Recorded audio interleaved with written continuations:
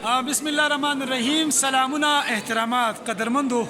دغه وخت په اسلام آباد په یادګاري پاکستان عجایبګر کې ولاړم، چرته چې د پاکستان د هر یو مشر هغه چې د تصویران د هغه کارکردګي د هغه استعمال شوی شینه موجود دي، عجایبګر دي، هر قسم شینه بګي موجود دي.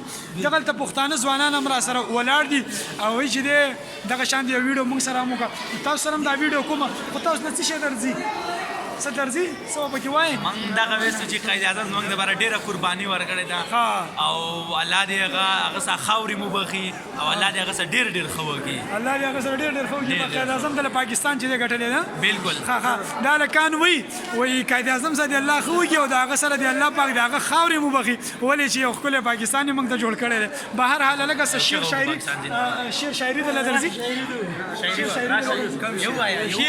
یو شعر ووایه چې څه دله درځي په خوله باندې، خو کنځلې باندې کې یو شعر به وایي. ښه ځه نن سبا شاعران بعض اوقات کنځلې هم کوي.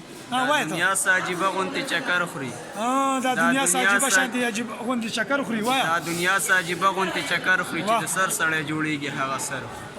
چې د سر سړی جوړېږي. ډېر ښه. په اخرنۍ یو ناره باندې به اجازه د تاسو نه اخلو. هغه ناره به څوک لګوي؟ هغه ناره به ته لګوه. ناره پاکستان زنده باد، پاکستان زنده باد. ډېره مننه، ډېره مننه. ښاد، آباد او بریالي اوسئ.